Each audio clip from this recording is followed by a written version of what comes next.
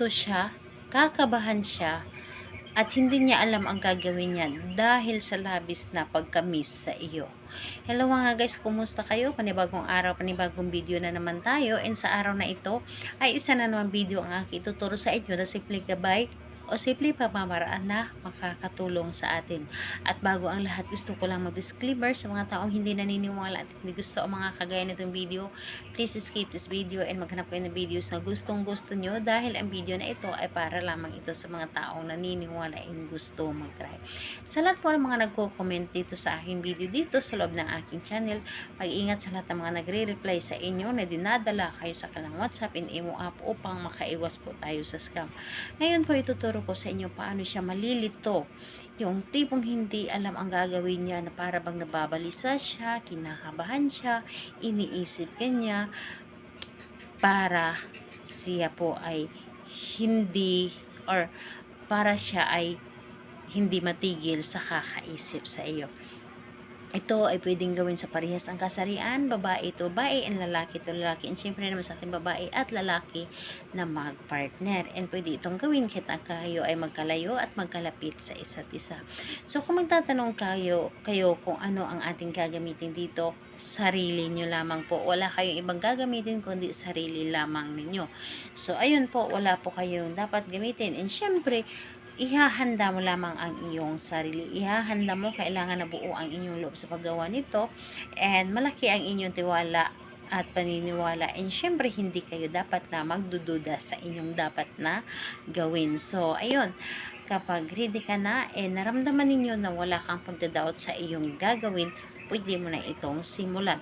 So, ayun, ang gagawin mo lamang bago ka matulog sa gabi. Bago ka matulog sa gabi, isipin mo siya ng isipin ng husto. Yung tipong gaano mo siya kagusto na mabalisa, gaano mo siya gusto na kakabahan, yung hindi alam ang gagawin niya, dahil minsan ganyan tayo. Kasi meron gumagawa sa atin kapag ganyan yung nararamdaman natin na parang gustong gusto mo siyang makasama, gustong gusto mo siya makita, mayakap, nababalisa tayo dahil may gumawa sa atin nun. So ganyan din ang ating gagawin sa kanila. So ganito po, bago ka matulog sa gabi, yung nasa higaan ka na, kahit nakahiga ka, and pumikit ka lang and mag-focus ka. Mag-focus ka sa iyong sarili, sa iyong gagawin. So, ganito po ang inyong gagawin. Sambitin mo ng 11 times ang kanyang pangalan at apelyido at ang inyong nais. So, ganito po. Pangalan, apelyido ng inyong partner. Isunod ninyo po. Kakabahan ka. Hindi mo alam ang gagawin. Mababalisa ka. At ako lamang ang inyong iisipin. Lagi kang nalilito sa iyong dapat gawin. So, ganyan po ang inyong gagawin. 11 times po. Dapat po, yung 11 times na yon hindi siya kumulang at hindi rin sumobra. At ang gagawin ninyo, mainam ninyong gagawin, ika-count ninyo gamit ang inyong daliri. Dahil ganyan po ako. Kapag gumagawa ako, kinakount ko po gamit ang aking daliri para hindi ko makakaligtaan ang aking gagawin. So, pangalan, apelyido, kakabahan ka, mababalisa ka, iisipin mo ako, at hindi mo alam ang gagawin mo. So, ayan po, yun ang inyong sasabihin ng 11 times. Again po, pangalan, apelyido ng inyong partner, kakabahan ka, malilito ka, at hindi mo alam ang gagawin mo, at ako lamang ang iisipin mo. So, nakadepende na sa inyo paano ninyo siya sabihin. Yung tipong gaano ninyo kagusto na malilito or malito siya dahil hindi niya ang gagawin dahil sa pag-iisip sa inyo. So, napakadali lamang itong gawin.